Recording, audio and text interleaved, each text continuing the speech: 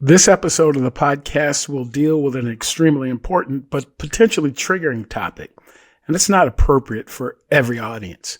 Please listen and watch this episode cautiously, and do what you can to ensure that those who might be triggered by the conversation receive the support that they need. With that in mind, stand by for this episode of the Psych Health and Safety USA podcast. From Flourish DX, this is the Psych Health and Safety USA podcast. Safety at work is more than freedom from physical injury. To be safe, you have to feel safe. Join us each week as we discuss psychologically healthy and safe work in the USA. Welcome to this week's Psych Health and Safety USA podcast. I'm your host, Dr. I. David Daniels, and I want to thank you for tuning in. Each week, we seek to increase awareness of the importance of psychological health and safety by learning from the lived experiences, research, and expertise of our guests, as well as advocating strategies to reduce harm and minimize vulnerability to psychosocial hazards in the American workplace. Construction is a major contributor to the U.S. economy. As a matter of fact, the industry has more than 750,000 employers with over 7.8 million employees. And they generate nearly 1.8 trillion, and that's trillion with a T, worth of structures every year.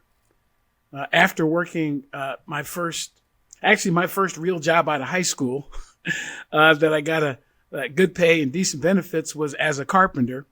After attending a vocational training program at good old South Seattle Community College. So I have there's a part of me that feels some kinship to discussions about construction. However, the construction industry has some issues that some folks may not know about. One of them is the fact that the construction industry has the second highest rate of suicide of any other occupation in the country at 53.3 workers per 100,000, according to the Centers for Disease Control. So 53 out of 100,000 workers are likely going to commit suicide if they're participating in the construction industry. As a matter of fact, I've heard upwards of a death about every 12 minutes by suicide someplace in this country, and it's something that I think we need to be really aware of. So in this episode, we'll be talking about this serious topic, but we'll be talking about it from hopefully a positive perspective, because come across our guest today who's been involved with his union and with the jobs that he works, and they've come up with a way to help folks who are in that position and feel that they want to harm themselves. And I just wanted to have him share a little bit about, what he's done, what they're doing, and hopefully it'll be something that'll be helpful to those that are listening and watching. So we're going to dive right into our discussion, and I introduce my guests with this question: who is Keith Prendergast? All right. Well, who am I? I am just a regular blue collar guy. Grew up in a rural suburban town. I was born in Boston. I eventually moved into the suburbs of Massachusetts, and had on the outside what you would consider a normal life, in the beginning. I don't know if you would consider it, if you were to go on the inside, we had our issues, but on the outside looking in, we had a really good family. I actually didn't have it too bad, if I compare my life to some of my other friends that I grew up with. I had all the aspirations that a normal kid would have to, I remember watching TV shows like The Brady Bunch, The Partridge Family, and Gilligan's Island. And I was, everything was supposed to work out the way it was supposed to work out. I went to elementary school, and we all had our hopes and dreams as kids. And everything was supposed to happen normally. Well, for me, I found out that life doesn't work. Life isn't that simple. I eventually, when I get into high school, I started dabbling into some of the things that high school has to offer, not just education, but hanging out with my peers. We started partying, and you might be able to tell where I'm from by my accent.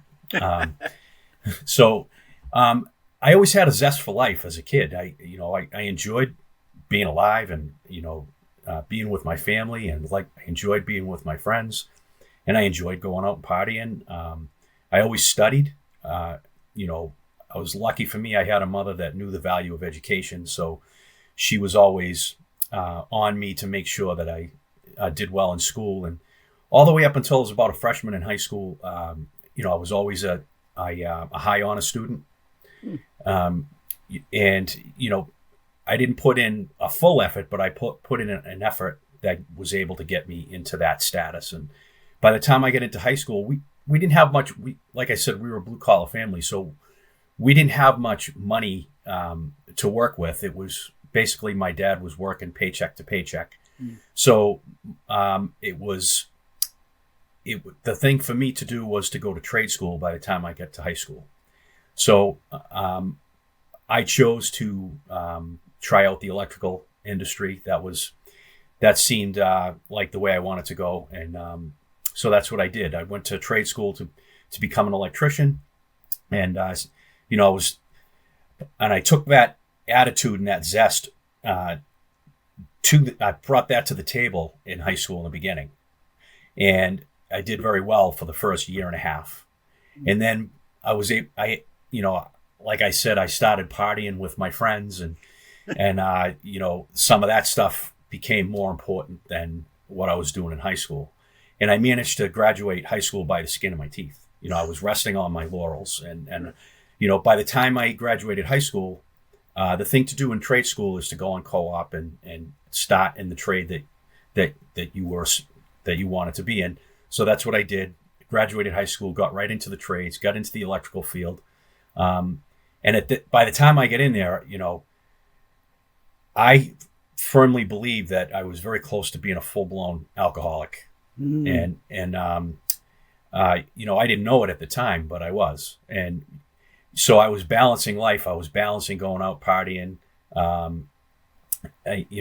work.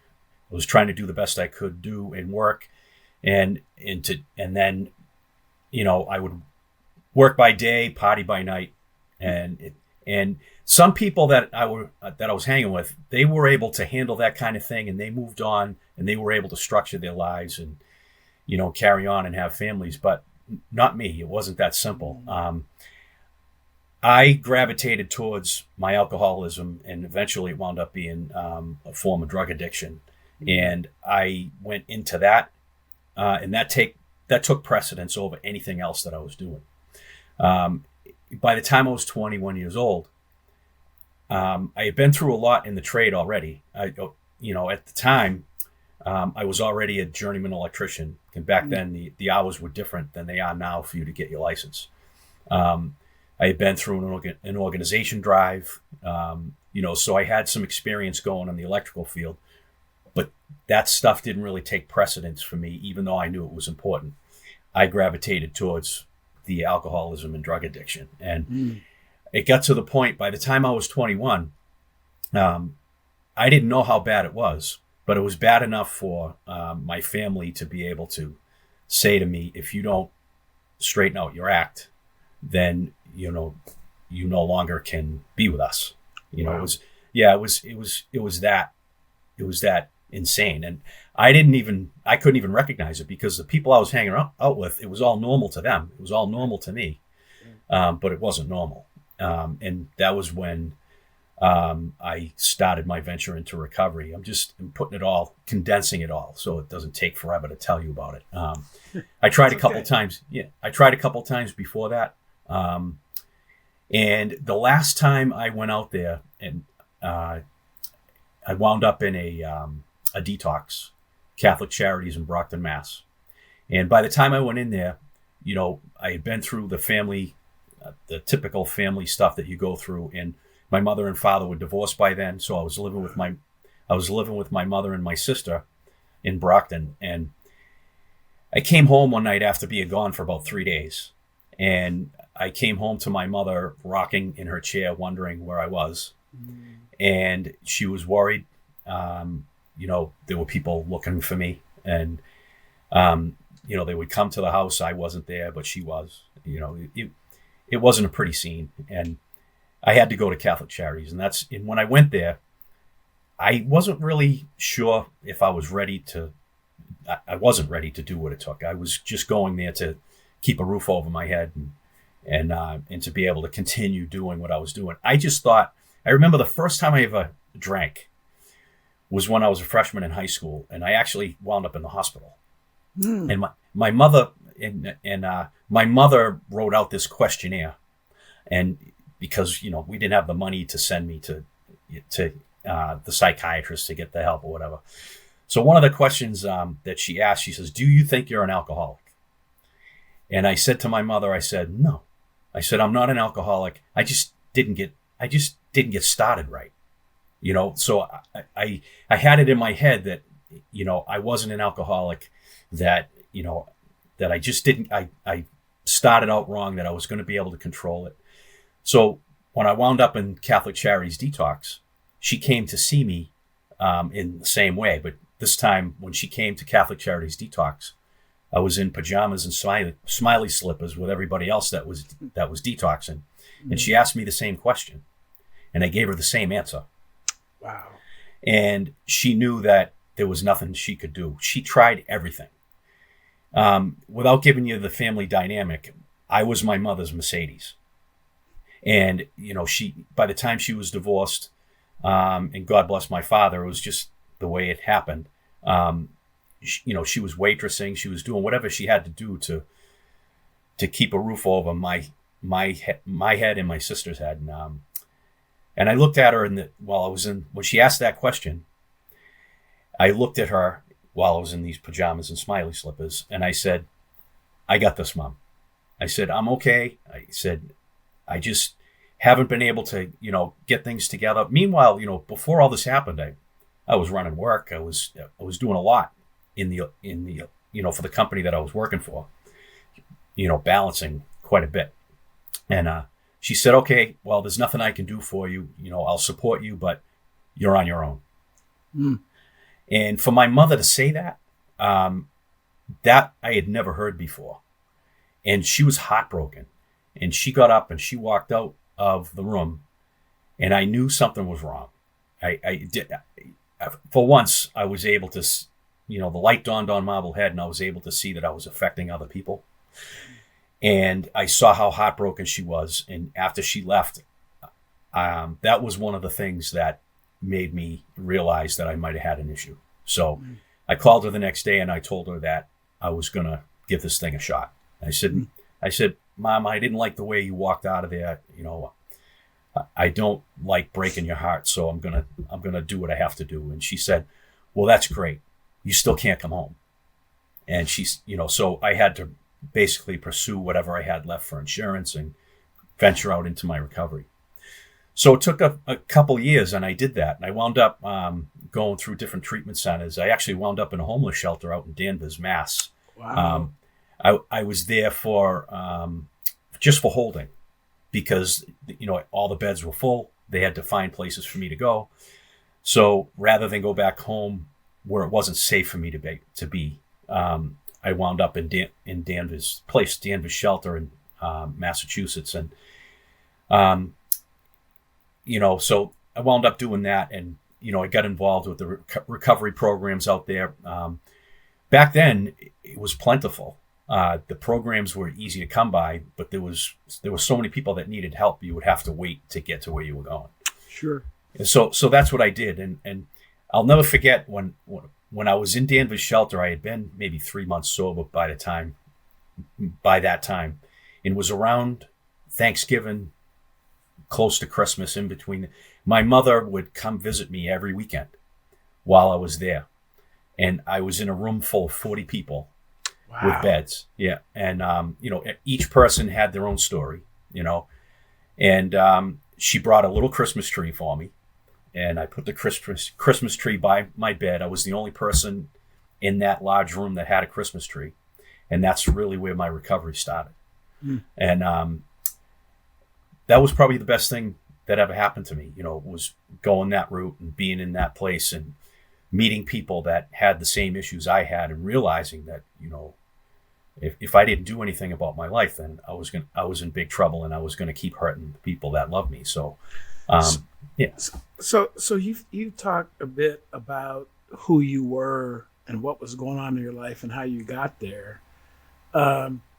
So it sounds like you were working this entire time, though. Yes, and I had to. I had to take a sabbatical by the time I got into. Sure. By the time I was in Danvers shelter, Okay. I burnt a few bridges that I had. Okay. But I still had the ability to work, and whenever I put myself out there to work, I would always find work. And Sure.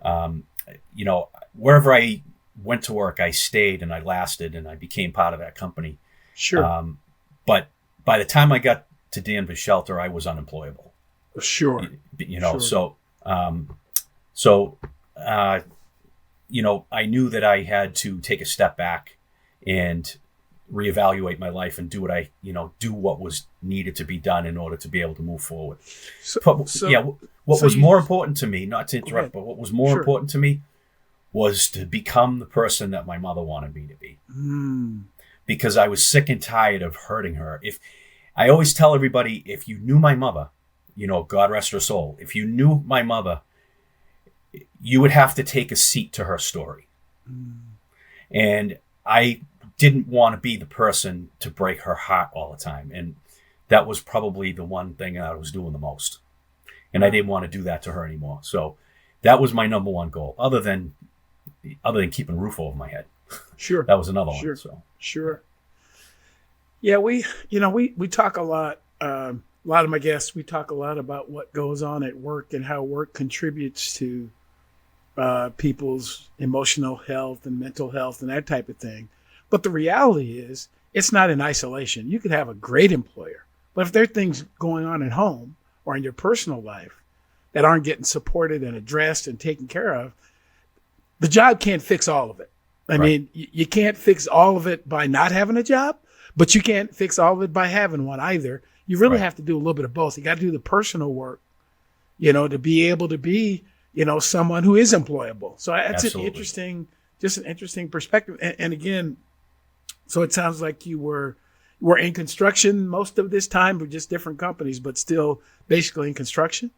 Yeah, and it wasn't a lot. It was like 2 or 3 companies over the span of a few years. Okay. I was able to get involved with these companies and become productive and useful, and until my issues started to take over. Yeah. And back then, this was back in the and I do want to say, every company that I worked for that were good, and they did everything they could to help me out, but it eventually became to the point where I wasn't employable. And back then, it was a different culture back then. Sure. It was actually accepted in the construction industry to be this way. Wow. I remember having coffee at 9:00 with my buddies, taking cans of beer and disguising them as like soda cans so that we would be drinking at coffee time. Really? Yeah, it was the tough guy thing. Go get a 6-pack at lunch, have a liquid lunch instead of a regular lunch, and come back, pretty slammed. Really? And, yeah. That was part of the culture back then. Yeah. Wow. Okay. Yeah. So now looking back on that, how were you actually able to do your job? There were some times that, you would have guys that would go over the edge and you'd have to hide them, but for the ones that partied like I did, we were tolerant to the whole thing. We were able to do what we had to do, get the job done. And, you would take pride in the fact that you could hold your liquor or smoke a few joints and, Really? do whatever you had to do and get the job done. Yeah. And it's just like everything else in life. You would think, if you were that type of person, you would think that having a few beers, smoking a joint or two would make you a better electrician. Would, and that's how we handled things. One of the guys that I looked up to as a foreman would drink every day at lunchtime by himself. And he would come back and the guy was a beast. He could run a job like you wouldn't believe, So that was the culture back then. So at least for the culture I was in, I'm sure there are people that yes. Yeah. I was in the fire rescue service for a while and actually did an analysis of a fatality fire, and it was in the Northeast, where some firefighters went to this incident, and turned out that two firefighters ended up getting killed, and one of them they found happened to be drunk on the job, and the other had, if I'm not mistaken, had cocaine in his system at the time. And that was, again, up in the Northeast, but it's not unique. And this would have been, 20 years ago. It was quite a while ago. But so I kind of resonate with the conversation about it was a kind of a culture. And really, I know sometimes people try to say that, it was that way in the North or the South or the East or the West. No, it was everywhere. It was everywhere. It was everywhere. You talked about, how your family had rather meager means. I mean, I'm the eldest of seven, and I never met my dad. So we had some very similar kinds of challenges. We didn't have a lot of money to do a lot of things. We kind of moved around from place to place. And again, I lived on the West Coast. So again, what I'm suggesting is that these are human situations that happen to humans, particularly in this country. They happen to all kinds of humans. Absolutely. And it doesn't really matter where they live and how old they are. Now, I do believe that the times have changed a bit. Yes. I mean, and frankly, I think, sometimes I think it's probably, I shouldn't say it's necessarily better or worse, but it's probably a little safer because we don't have as many people coming to work who are under the influence of something. At least right. I want to believe that we don't. Right. But a part of, how I got the opportunity to get connected with you is the fact that, and it goes to that statistic that I brought up earlier, there are folks who, because of all kinds of things, don't have the coping mechanism to deal with whatever is going on in their life or job at work. So much so that, particularly in construction, many of them consider even, harming themselves or killing themselves. Mm-hmm. And I understand that you have been involved with a program to be able to address that and help people in that regard. And so hearing your personal history, I think I can guess how you got connected. So tell us a little bit about where the connection is, your story and that program that you've been involved with or are aware of. Well,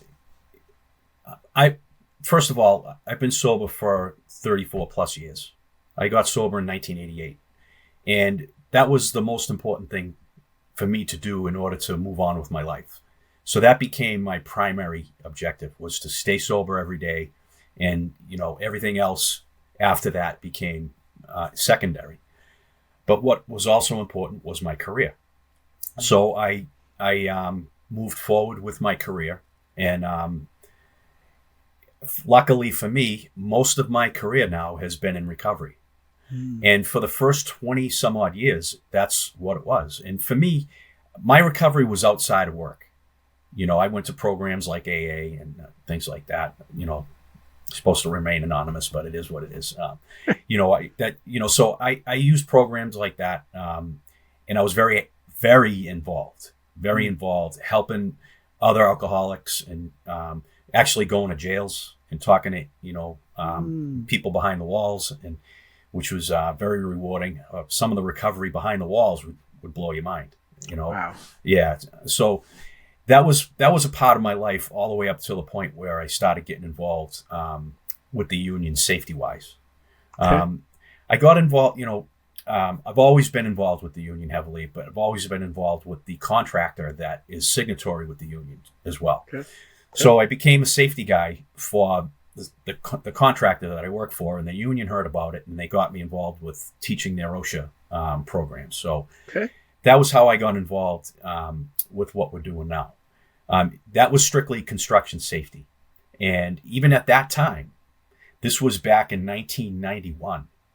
Okay, I'm not good with dates, but I know it was right around 1991 that I started getting involved with teaching construction safety at the Union Hall. And but even back then, the culture still existed big time. It was something that was swept under the rug.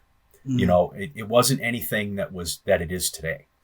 It hasn't been until recently that the mental health issues and the drug and alcohol issues have come to the surface. So being involved with safety, I eventually was asked by who is right now is our current business manager. At the time, he was the president of the local Lou Antonellis. He asked me to get involved with the safety committee. So I did. And even still, recovery wasn't really on the forefront. And Lou Antonellis, while he was the president and as he was coming into being the business manager, he was sick and tired of what he had of dealing with and seeing the tragedies that go along with the drug addiction and alcoholism and the mental health. And he was desperate to find a way to help the members. So he reached out to myself, and he reached out to business agent Jay Frazier. He said, I need you guys to do something. And Jay Frazier pretty much spearheaded it, and I helped him, along while I was doing all my other stuff. He grabbed what was an AA group on Sundays, and he made it Local 103's group. Okay. All right. So, and while all this is going on, I'm also actively involved because I'm part of the safety committee with the National Safety Council. Okay. And so all of this stuff has come to the surface over the past few years, and we're all gathering our resources and putting them together. And it's it's such an issue now because of the opioids. We have no choice but to face it head on. We have made a big difference with all the initiatives that we have, putting them together and working with them even separately. Local 103 has an employee assistance program called Modern Assistance. They contract them. They're excellent in helping out our members. So it's been a gradual shift into our recovery efforts for our members. Because it's become such an issue. It's bubbled to the surface. What was part of the culture and something that we were able to deal with and work with has become such a problem that we have no choice but to face it. We're still facing losing people. As much as we're helping people, we're still every once in a while, somebody that we were trying to help, we find out that they're deceased. And we're making some headway, but we have a lot of work to do. But that's how I have gotten it. I got involved with all this, and it's everybody who is involved with recovery. Everybody who needs it's all coming to the surface, and we're all reaching out to each other to be able to do whatever we have to do to help our members and our members' families. Hi listeners, Jason here. We hope you're enjoying this latest podcast episode. Now, if you're like Joelle, Alicia and myself and enjoy learning from the best, then the Flourish DX Academy is for you. The Academy includes free e-learning courses on the ISO 45003 standard for psychological health and safety at work, and associated topics such as how to conduct a psychosocial risk assessment and how to create the business case for psych health and safety. All courses feature high-quality videos, downloadable resources, multi-choice questions, and a downloadable training certificate on completion. Take your learning to the next level with all Flourish DX Academy courses included within the Flourish DX mobile app. Select podcast episodes from the Psych Health and Safety podcast and sister podcasts from Canada and the USA are also included. Get started with FlourishDX for free at www.flourishdx.com/get-started. That's www.flourishdx.com/get-started. Now back to this episode. Yes. Yeah, this may be a part of the system, but what I heard you say is these are brothers and sisters who got together and decided they wanted to help each other. I didn't hear you say that you went to school and became a psychologist or any of that kind of stuff. I didn't hear you say that, Lou, because I hear organizations often, or people sometimes default, well, we don't have training and all that type of stuff. We don't really know what we're doing. And it sounds like you all knew there was a problem and you wanted to try to do what you can to solve it. Right. Am I accurate on that? Yes. Yep. Okay. We're sick and tired of losing members. Right. And we want to provide a way for our members to be able to reach out and get the help that they need.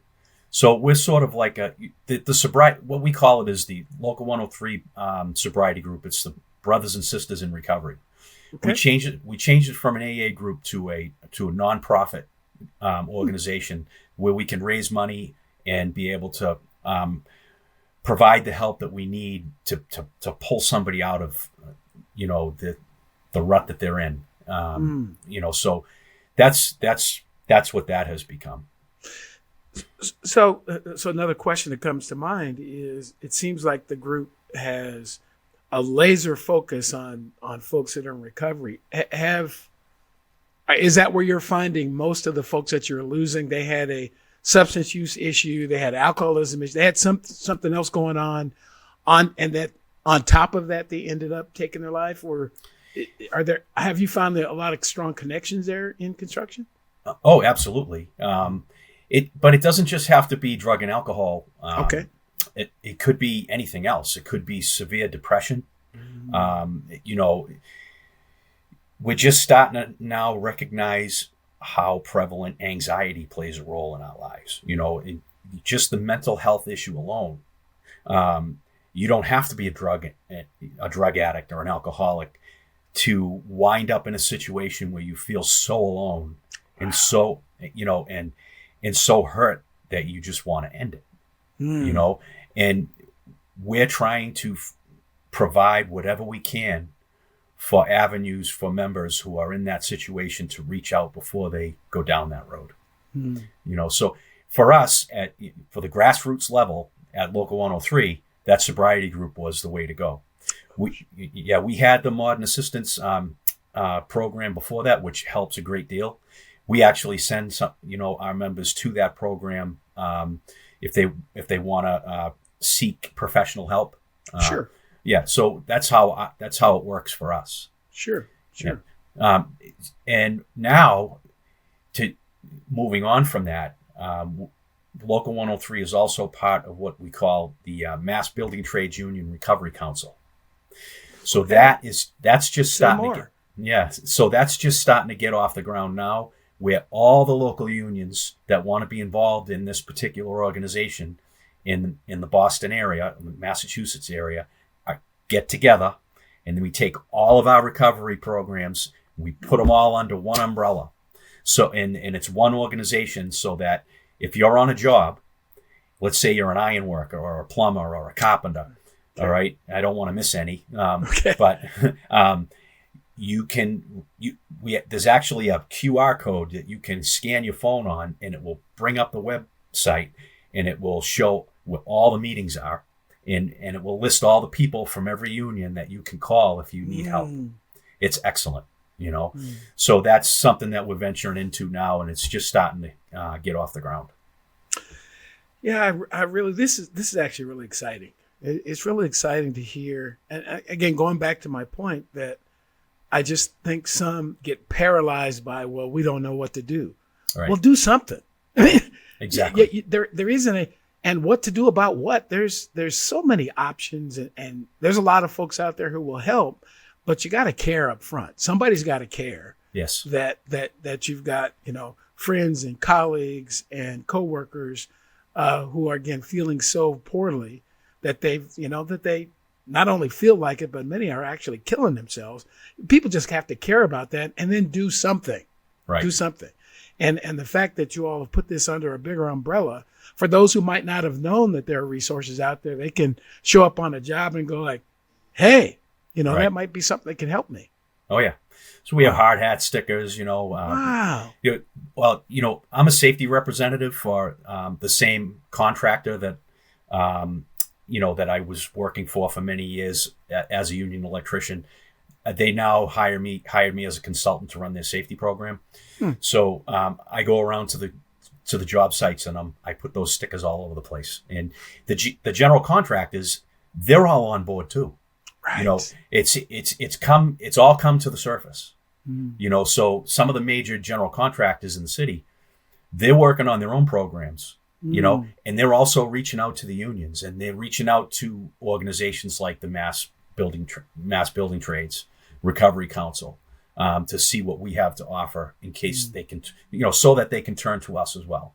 Yes. Yeah. So what I'd like to do, one of the things that I want to say while we're doing this podcast is the information that the National Safety Council has, and the work that they've done to bring solutions to the table is out there from them as well.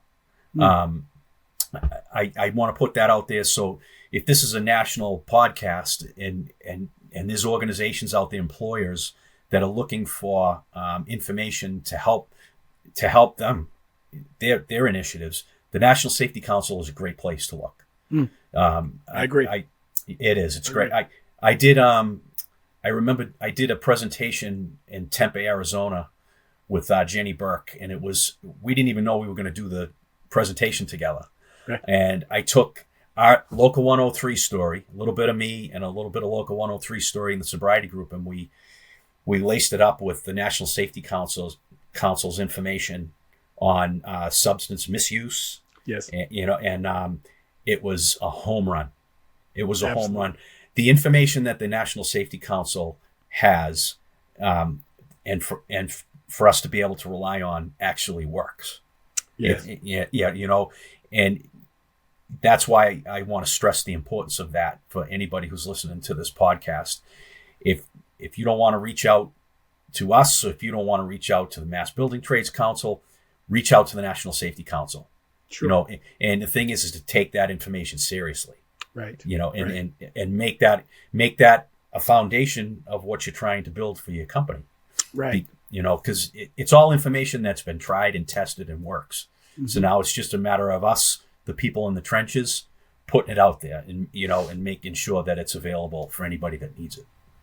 So something that, a thought that comes to mind, are you finding that as there's, this generational shift and change going on in the world where as younger people come into the construction trades, are they more or less interested in hearing what you have to say around, substance use and support groups and suicide prevention and all that? Are they interested, not interested, about the same as they've always been? I see there's a shift in the people coming into the trades, because the in thing used to be the alcoholism, the addiction, and whatever it was.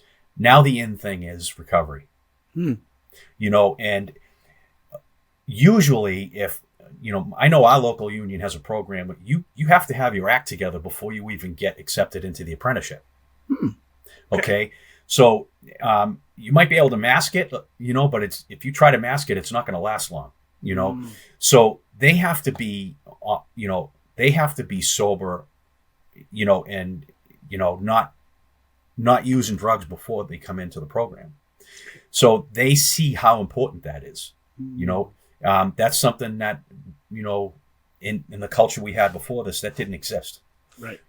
So they're coming into a culture where that's the most important thing, and if they already have the problem, then it's good, because now they can see that there's help for them if they need it. But I do see a shift where people are they're more receptive to this way of life than the old way of life. And even the people, I call them earth people. Okay. All right. Even the people, there are people out there that can actually handle alcohol. Okay. I'm not one of those people. I can't look at a half glass full of beer and leave it alone. I have to finish it. Mm-hmm. There are people out there that can live a normal life and drink alcohol responsibly. We reach out to those people as well. We're very appreciative of them. And the support we get from them is critical because we need that support. That's why AA is anonymous, because years ago it wasn't. You had to be anonymous, but now it's all bubbled to the surface. And the people that, the earth people, I like to call them, they have family members that have these issues. And that's another reason why they're so willing to help, so the whole paradigm is shifted. Everybody understands how important this is. Wow. So, yeah. Have you had interest from other industry labor groups or other industries in general? Mostly construction, but I see it coming from everywhere. Actually, I'm also on the safety committee for the National Electrical Contractors Association, and that's more on the business side of the industry. Sure. They're just as concerned about this as the construction side. The office side, a lot of the tenants that the company I work for does work for are financial companies. Just to name a couple, like Manulife, Fidelity. We do a lot of work for Sanofi or their pharmaceutical company. But all of our clients are concerned about that as well. Yes. So it's not just the construction industry; it's industry as a whole. This whole issue has bubbled to the surface, and nobody wants their employee to be stuck in that quagmire to the point where they're going to be considering suicide, or even living in that hell of being mentally unwell. Everybody wants to help because everybody has experienced it in their families. Right. So I haven't seen an employer yet that has turned their back to these initiatives. Wow. No. Wow. That's just really encouraging. It really is. It's encouraging and it's inspiring.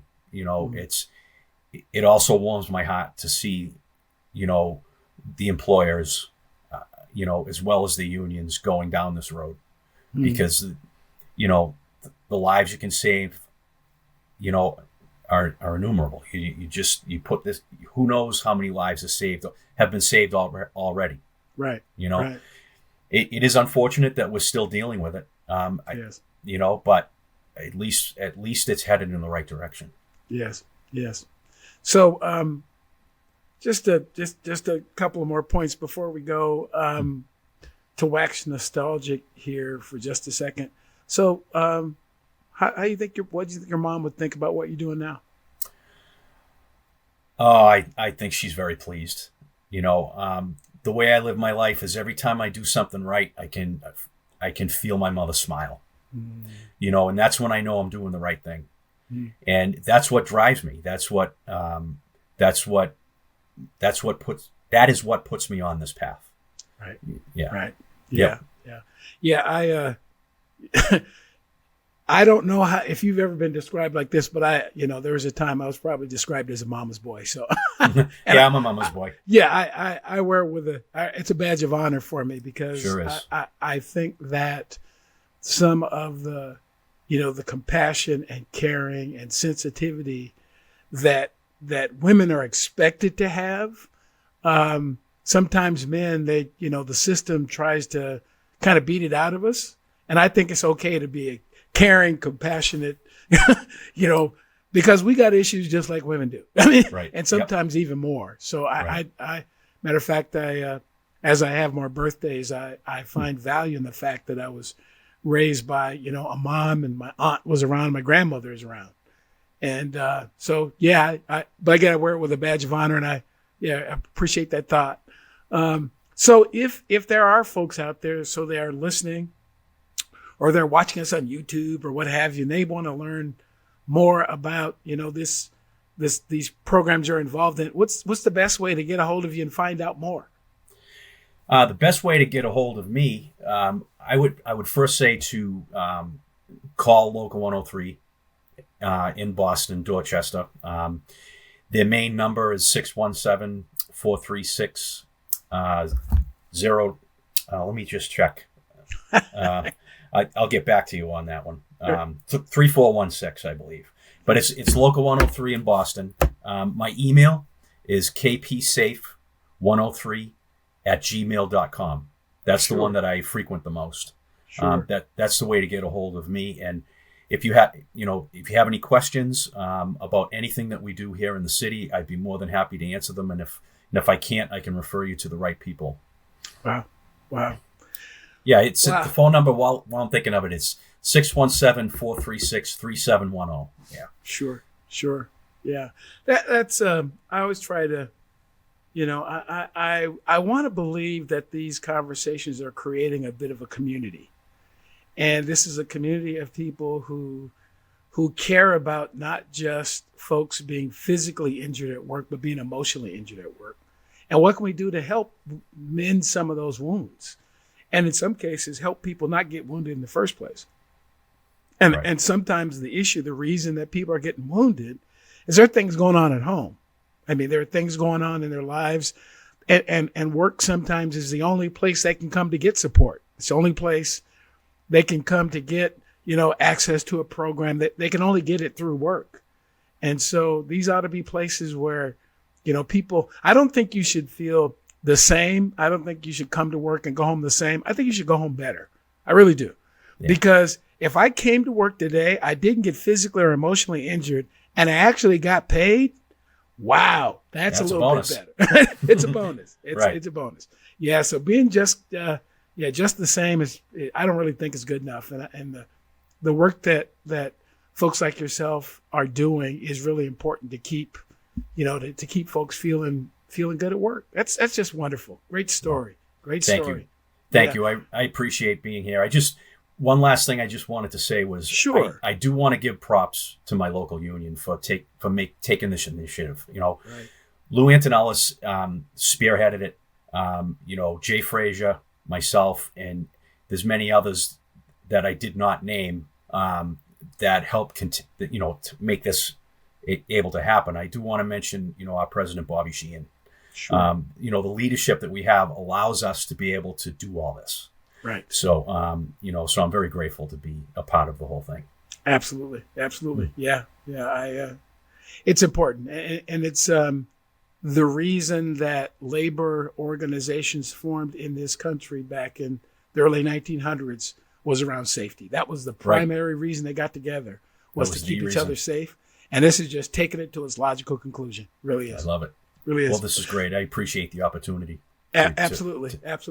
So for those of you who have been listening and watching, again, we thank you for your support of the podcast.